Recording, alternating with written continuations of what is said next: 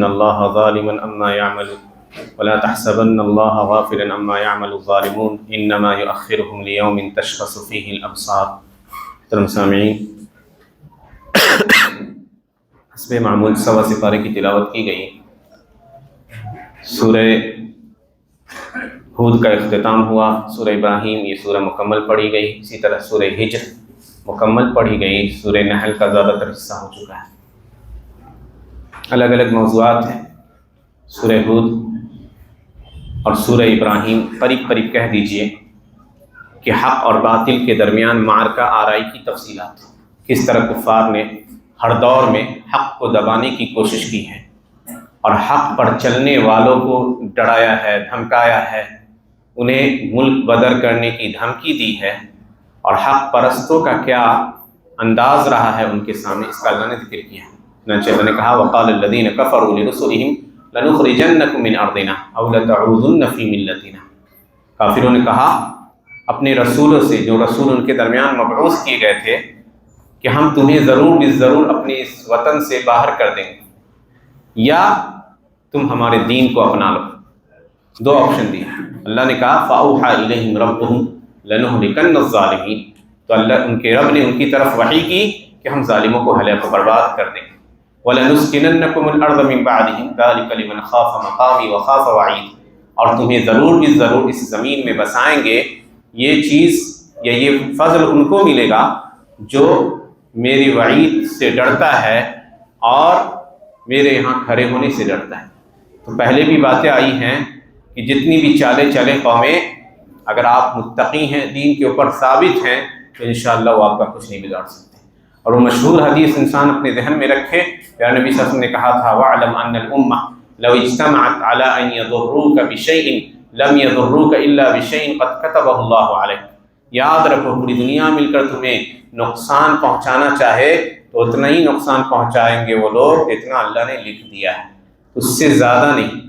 اور عصر کے درس میں بھی باتیں آئی کہ انسان کے اوپر ابتلا اور آزمائش اس کے دین میں سخت مضبوطی کے اعتبار سے آتی ہے، تو آپ دین میں جتنے مضبوط رہیے گا اتنی ہی آزمائش سے دوچار ہوئیے گا۔ حتیٰ کہ صحیح بخاری کی ایک روایت آتی ہے کہ انسان، بلکہ ترمذی میں ہے وہ روایت، کہ انسان چلتا ہے زمین پہ اور مسلسل آزمائش سے گزرنے کی وجہ سے یہ آزمائشیں اس کے گناہوں کے لیے کفارہ ہو جاتی ہیں۔ یمشی وما علیہ خطیہ، اس حال میں زمین پر چلتا ہے کہ اس کے اوپر کوئی گناہ نہیں ہوتا۔ تو صحیح بات یہ ہے کہ چھوٹے چھوٹے سارے گناہ معاف ہو جاتے ہیں۔ بڑے گناہ کی شرط ہمیشہ دہراتے رہے ہیں، اس کی شرط ہے کہ توبہ کیجیے۔ تو بڑے گناہ جو بھی ہیں، اور بڑے گناہ کی تعریف کئی بار دہرائی گئی ہے کہ ہر وہ گناہ جس کے کرنے والے پر لعنت بھیجی گئی ہو، یا جس کے کرنے پر جہنم کی وعید دی گئی ہو کہ ایسا کرو گے تو جہنم میں جاؤ، یا جس کے کرنے کے والوں سے شریعت نے براءت کا اظہار کیا ہو، کہا ہو کہ یہ ہم میں سے نہیں، لیس منا، وہ ہم سے نہیں، ہم میں سے نہیں ہے، جو بڑوں کی تعظیم نہیں کرتا، چھوٹوں پر دست شفقت نہیں رکھتا، ہم میں سے وہ شخص نہیں ہے جو ہم پر ہتھیار اٹھا لیتا ہے۔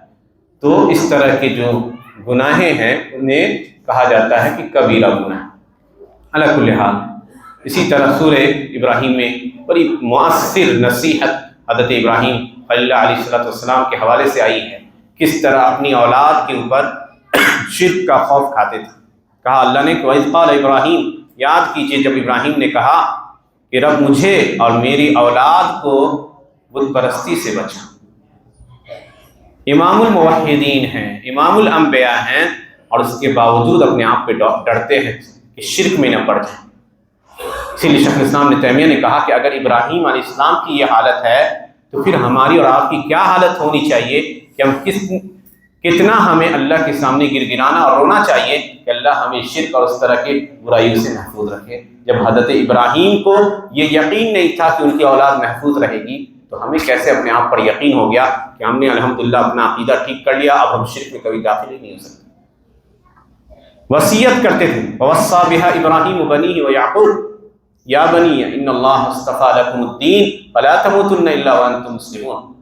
اسی کلمے کی وصیت کی حضرت ابراہیم نے، یعقوب نے اپنے بیٹوں کو، کیا ہے بیٹے، مرنا تو توحید پر مرنا، اسلام پر مرنا۔ ام کنتم شہداء اذ حضر یعقوب الموت، کیا آپ اس وقت حاضر تھے جب یعقوب کی موت کی گھڑی آئی تو انہوں نے اپنے بیٹے سے کہا ما تعبدون من بعدی، میرے بعد کس کی بندگی کرو گے؟ کہا نعبد الہک و الہ آبائک ابراہیم و اسماعیل و اسحاق الہ واحدہ، ہم آپ کے معبود اور آپ کے آباء و اجداد ابراہیم، اسماعیل اور اسحاق کے معبود کی عبادت کریں گے تنہا۔ تو انبیاء اپنی اولاد کو آخری وصیت یہی کرتے تھے کہ اللہ کی وحدانیت پہ مرنا۔ پیارے نبی صلی اللہ علیہ وسلم موت کی گھڑی ہے، یعنی پریشان حال ہیں، مرض الموت میں آخر وقت، پسینے سے شرابور ہے، چادر رکھے ہیں چہرے پہ، ہٹا رہے ہیں اور ایک ہی جملہ دہراتے جاتے ہیں، اللہم لا تجعل قبری وثنا یعبد، اللہ میری قبر کو بت نہ بنا جس کی عبادت لوگ کرنے لگے۔ اور کہتے تھے لعن اللہ الیہود علی الیہود والنصارى، اللہ کی لعنت ہو یہود و نصارہ پر، اتخذوا قبور انبیائہم مساجد، انہوں نے اپنے نبیوں کی قبروں کو سجدہ گاہ بنا لیا۔ حضرت جندب کہتے ہیں صحیح مسلم کی روایت، کہا یحذر ما صنعوا، اللہ کے نبی امت کو ڈرا رہے تھے اہل کتاب کے عمل سے۔ آج دیکھ لیجئے کہ امت کا ایک بڑا طبقہ انہی قبر اور نہ جانے کن کن چیزوں میں الجھ کر توحید کی راہ سے دور ہو چکا ہے۔ امت کی طاقت انہی کی وجہ سے کمزور ہوئی۔ جب تک اللہ کی ذات پر بھروسہ نہ ہو، اللہ کی وحدانیت پر بھروسہ نہ ہو، کہاں سے اللہ کی مدد آئے گی؟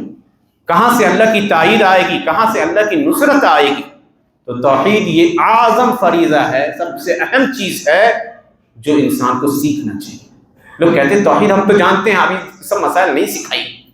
شیخ الاسلام ابن تیمیہ کے بارے میں ایک مشہور قصہ نقل کیا جاتا ہے۔ اپنے شاگردوں کو توحید کا درس دے رہے تھے، ان کے شاگردوں نے کہا کہ شیخ کچھ اور پڑھائیے، کچھ اور پڑھائیے، توحید تو ہم لوگ بہت زمانے سے پڑھتے آ رہے ہیں۔ خاموش ہو گئے، کل ہو کے آئے اور ایک بات کہی، انہوں نے کہا کہ ہم نے سنا ہے کہ فلاں بستی میں کچھ لوگوں نے اللہ کو چھوڑ کر مردوں سے دعائیں مانگنا شروع کر دیا۔ ان کے طلبہ پہ، اسٹوڈنٹ پہ بہت زیادہ اثر نہیں پڑا، کہا اللہ ہدایت دے۔ پھر دوسرے دن، اگلے دن کہا کہ نہیں جی، بات وہ نہیں تھی، بات یہ تھی کہ ہم نے سنا ہے کہ ان میں سے ایک نوجوان نے اپنی ماں کے ساتھ برائی کیا۔ اتنا سننا تھا کہ سارے غصے کے مارے اٹھ پڑے اور کہا کہ اس کو چھوڑنا نہیں ہے، اس نے ایک انتہائی غلط کام کیا۔ شیخ الاسلام ابن تیمیہ نے کہا کہ یہ گناہ جو اس نے کیا ہے یہ ایک برائی ہے، کبیرہ ہے۔ اگر اللہ سے وہ روئے گر گرائے گا تو ممکن ہے معاف کر دے اللہ، اور وہ توحید میں خلل پڑ رہا تھا تو تمہارے اوپر کوئی جنبش نہیں ہوئی، تم خاموش رہے، تم کو پھر سے توحید ہی پڑھاؤں گا۔ تو دیکھ لیجئے کہ لوگ کس طرح توحید میں خلل میں واقع ہوتے ہیں۔ اور سب سے بڑا ظلم جو اس کائنات میں ہو سکتا ہے وہ شرک ہے، سب سے بڑا ظلم۔ اسی لیے اللہ سبحانہ تعالیٰ نے کہا حضرت لقمان کی زبانی، ان الشرک لظلم عظیم یا بنی لا تشرک باللہ، اے میرے بیٹے اللہ کے ساتھ شرک نہ کرنا، شرک سب سے بڑا ظلم۔ اور ایسے لوگوں کو جو ظلم کرتے ہیں، چاہے وہ کوئی بھی ظلم ہو، شرک کی صورت میں لوگوں کے اوپر ظلم کرتے ہیں یا اپنے نفس کے اوپر ظلم کرتے ہیں، اللہ نے خبردار کیا اسی سورہ میں، کہا وَلَا تَحْسَبَنَّ اللَّهَ غَافِلًا عَمَّا يَعْمَلُ الظَّالِمُونَ، اللہ کو غافل مت سمجھو ظالموں کے عمل سے، اللہ انہیں چھوٹ دے رہا ہے اس دن کے لیے جس دن نگاہیں پتھرا جائیں گی۔ لوگوں پر ظلم مت کیجیے، اور ظلم کی بہت ساری صورتیں ہیں۔ ہمارے معاشرے میں سننے میں آتا ہے لین دین کا معاملہ بہت خراب ہے، لوگوں سے قرض لیا لاکھ 2 لاکھ روپیہ، انکار کر گئے، ٹال دیا، نہیں دیا۔ یاد رکھیں وہ لوگ جو اس طرح کے معاملات میں پڑتے ہیں، اللہ کے نبی صلی اللہ علیہ وسلم نے کہا من کانت لأخیہ مظلمۃ فلیتحللہ منہ، اگر کسی نے اپنے بھائی پر ظلم کیا ہے تو دنیا ہی میں اس سے معافی تلافی کر دے، قبل ان یاتی، قبل اس کے کہ وہ اس دن آئے گا جس دن کوئی درہم و دینار فائدہ نہیں پہنچائیں گے، اور اس دن اللہ سبحانہ وتعالیٰ اس کا بدلہ اس کو دے گا جس کے اوپر اس نے ظلم کیا ہے، اس کی نیکیاں لے کر، ظالم کی نیکیاں لے کر مظلوم کو دے دی جائیں۔ تو یہ بہت ساری یہ چیزیں سننے میں آتی ہیں کہ اس معاشرے کے اندر لوگ کے لین دین کے معاملات اچھے نہیں ہو، نماز میں بہت اچھے ہیں، دوسرے اعمال میں بہت اچھے ہیں، لین دین میں اچھے نہیں. یاد رکھیے اگر لین دین لیتے ہیں کسی سے قرض تو لکھ کے رکھیے. اللہ کے نبی نماز پڑھنے سے انکار کر دیتے تھے، پوچھتے تھے کہ قرض ہے اس کے اوپر، اگر قرض ہوتا تو نماز پڑھنے سے انکار کر دیتے. صلو علی صاحبکم، تم خود پڑھو، سائڈ ہو جاتے تھے. انتہائی سخت وعید ہے. اور جو شخص انکار کر دیتا ہے کسی سے قرض لے کر، یہ ظلم کی انتہائی قبیح صورت ہے. اللہ کے نبی نے ہاتھ کٹوا دیا تھا اس عورت کا. قریش کی ایک عورت تھی بنو مخزوم کی، صحیح بخاری کی مشہور روایت ہے. کانت تستعیر المتاع، اپنی پڑوسنوں سے، آس پاس کی عورتوں سے وہ سامان عاریتاً لیتی تھی، کہتی تھی کہ کچھ سامان دے دو ہم لوٹا دیں گے.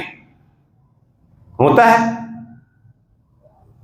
جب وہ مانگا جاتا اس سے تو وہ انکار کر دیتی، کہتی نہیں یہ تو میرا ہے.